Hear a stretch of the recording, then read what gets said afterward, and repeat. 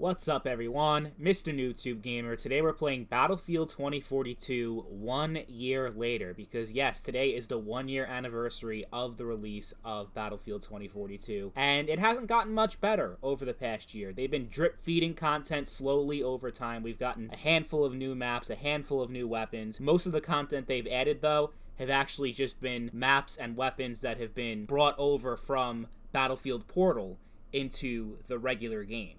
So all of that content from Bad Company 2, Battlefield 3, and all that stuff they were doing with Portal, they just decided, you know what, we have such a lack of content, we might as well just put that into the base game. And that's exactly what they did. And yeah, it's been a pretty big letdown as far as live services are concerned, especially with the context of the game being that they ended support for Battlefield 5 and Star Wars Battlefront 2, saying that they need to put all their resources into Battlefield 2042. So they had to get rid of those games, like to stop supporting them, even though they were really far from reaching their fullest potential, especially Battlefield 5. So they ended those games that were very popular and very beloved by the communities, and they had all these promises that they were making about how Battlefield 2042 was the biggest, most ambitious game in the Battlefield series. I mean, it did have some things going for it. 128 players, you had the weather effects, but beyond that, like, that was all just a marketing ploy, rather than actually being a quality game. Like, those features that they added in were just a way to entice people to buy, and it worked.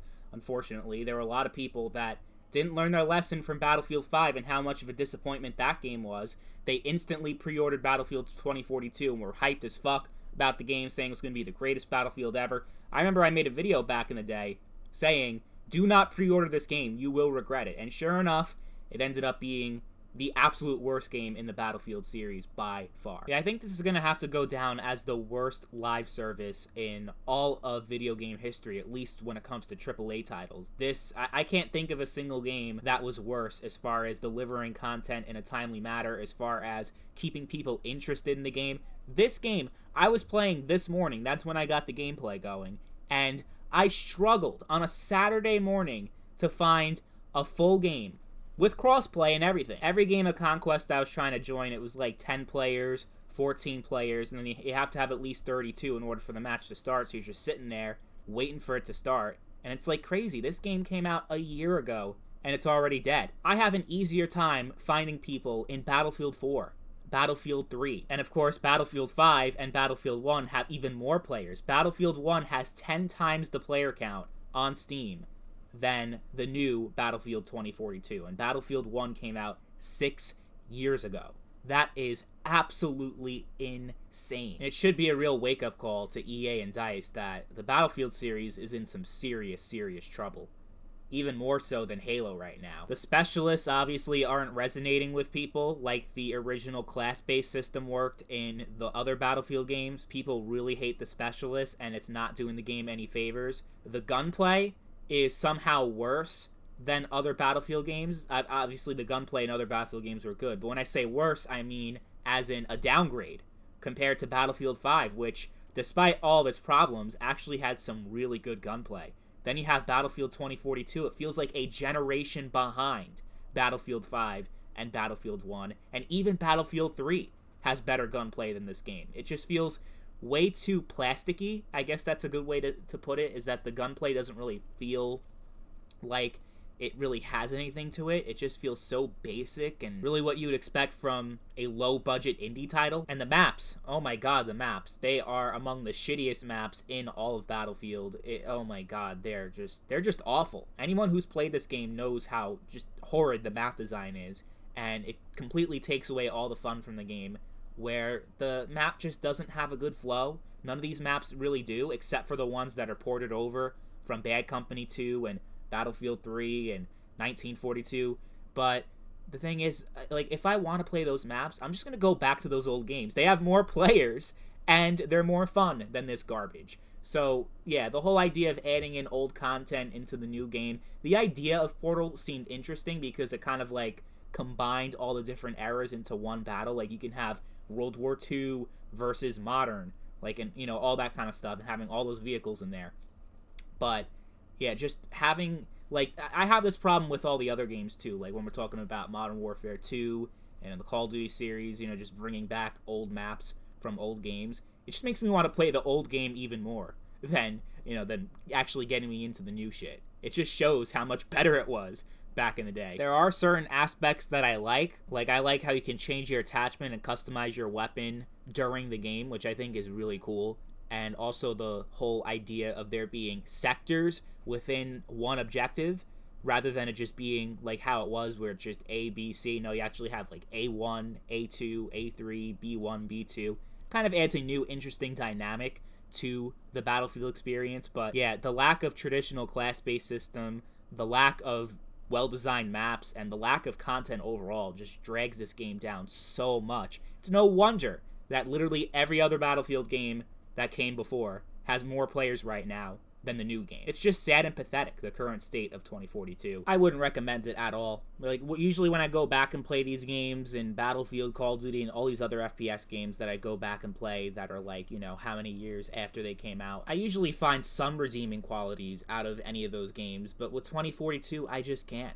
And I really hope that people, not just EA and DICE, but that the actual consumer learns their lesson from 2042 and they don't just rush to pre-order the next Battlefield, because they're already talking about the next Battlefield game. After the disaster of 2042, EA is already talking about the next game. It's just completely unreal. And if people eat that shit up, if people pre-order it, and it becomes the same disaster that it was with 2042, then you just get what you deserve at this point. Like, I mean, you really got what you deserved already with 2042 and with Battlefield 5, but really, by pre-ordering any video games, you're enabling these developers to cut corners and to release unfinished product. And that's why I think anyone that pre-orders games in general is cancer to gaming. Absolutely. And I think the reputation of this game is just so tarnished at this point that I don't think there's any hope that they will turn it around like they did with No Man's Sky and other games that have been live services that initially failed but then eventually became successful. I don't think there's much hope for 2042, even if, like, as I've heard, they're going to go back. They're going to overhaul the class system to make it more like it was before and kind of phase out the specialists and do all these things. I think unless you just release a shit ton of content and just keep pumping it out and give us more maps and all that stuff, but they're not going to do it. They'd rather just pour money into the next game and move on than to actually build upon the existing game that they already have, as they've proven with Battlefield 5. Battlefield 5 was nowhere close to reaching its fullest potential, and 2042 isn't even gonna get halfway there. Like, it's sad, but that's just the way it is. I can't stick with a game that half the enemies I'm killing are fucking AI. Like, really? Like, no, I play an online game for online. The fact that you have no players, I guess having AI in there is good to, like, compensate for that, but I get nothing out of killing AI. It just pisses me off every single time I see AI next to an enemy that I kill, and that's pretty much happened consistently every single time I play. It's always AI and not a real human. It's like 60% of the time it's AI, 70% of the time, and just every now and then I run into a human and I get to kill them. It's just, It's very painful to play through. I honestly get more enjoyment out of my very physically demanding job and mentally draining job than playing this game. And that's not even a joke. I'd rather work than play this shit. So, I don't even know what the point of this video was, just to kind of reflect on it 1 year later and how much of a failure and disappointment it is. Sure, everyone else has already made the same video 20,000 times before, so it kind of is a waste. But I figured since I made videos on Cold War, Vanguard, Halo Infinite, I even went back and played Battlefront 2 5 years later the other day, I might as well go back and play 2042 1 year later and kind of complete that little series I've had going on the channel lately. So, yeah, that's Battlefield 2042 1 year later. Let me know your thoughts on the game, and I'm curious to know how many of you people have actually pre-ordered this game, like actually pre-ordered it and were hyped up for the game. And do you accept that you're part of the problem? I'm interested to see that more than anything else. Like, do people understand how we got to this point and why we're going to keep getting games like this over and over and over again? That's really the big takeaway here. But yeah, let me know your thoughts in the comment section down below. As always, thank you all for watching, and I'll catch you guys later. Peace.